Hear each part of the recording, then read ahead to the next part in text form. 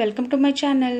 ఈరోజు వీడియోలో మీకు చాలా టేస్టీగా క్రిస్పీగా ఉండే దోశలను ఎలా తయారు చేసుకోవాలో చూపించబోతున్నానండి. అంతకంటే ముందుగా మీలో ఎవరైనా నా ఛానల్ని ఫస్ట్ టైం చూస్తున్నట్లయితే నా ఛానల్ సబ్స్క్రైబ్ చేసుకోండి. అలాగే పక్కనే ఉన్న బెల్ ఐకాన్ని ప్రెస్ చేయండి. ఇలా చేయడం వల్ల నేను కొత్తగా అప్లోడ్ చేసే ప్రతి ఒక్క వీడియో నోటిఫికేషన్స్ మీకు వస్తాయి.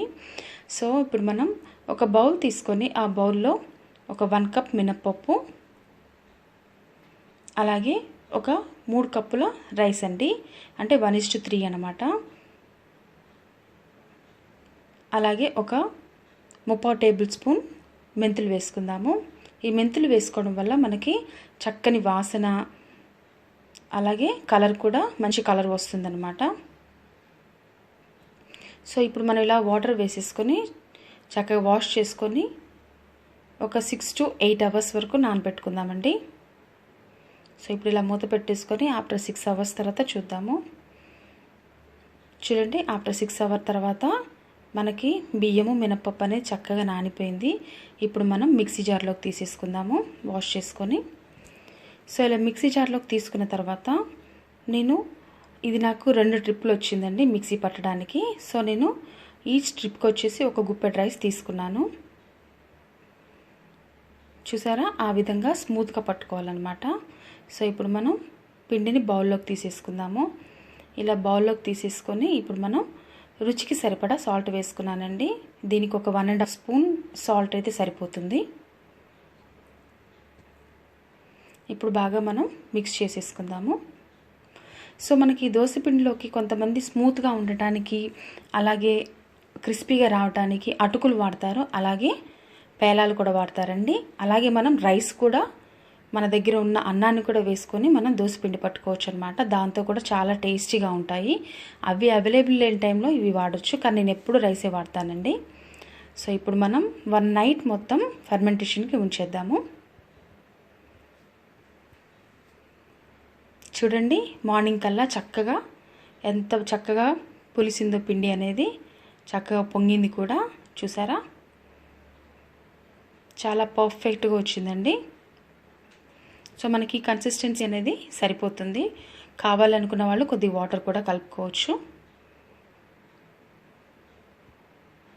సో ఇప్పుడు మనం బాగా ఒకసారి కలిపేసుకొని దోశలు వేసేసుకుందాము.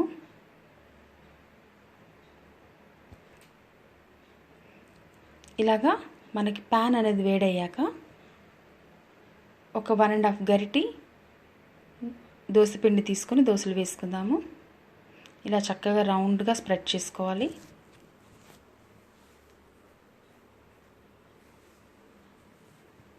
ఇప్పుడు మనం సరౌండింగ్స్లో ఆయిల్ వేసుకోవాలండి.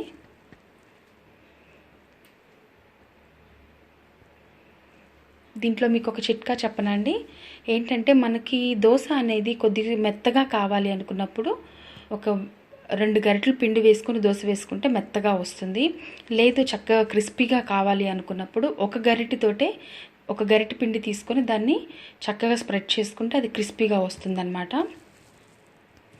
చూసారా, మనకి చక్కగా కలర్ చేంజ్ అవుతుంది.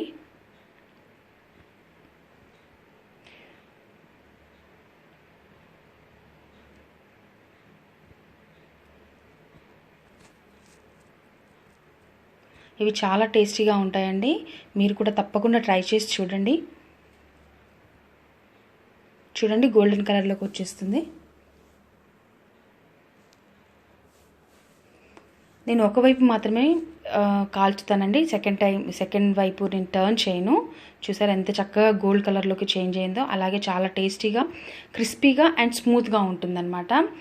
మనకు అలాగని గట్టిగా ఉండదు, అలాగని స్మూత్గా ఉండదు. చాలా చాలా టేస్టీగా ఉంటుందండి. తప్పకుండా మీరు ట్రై చేసి నాకు కామెంట్స్లో తెలియపరచండి. ఈ విధంగా మీరు స్ప్రెడ్ చేసుకోవాలి. ఇప్పుడు మనం చుట్టూతో ఆయిల్ వేసుకుందాము.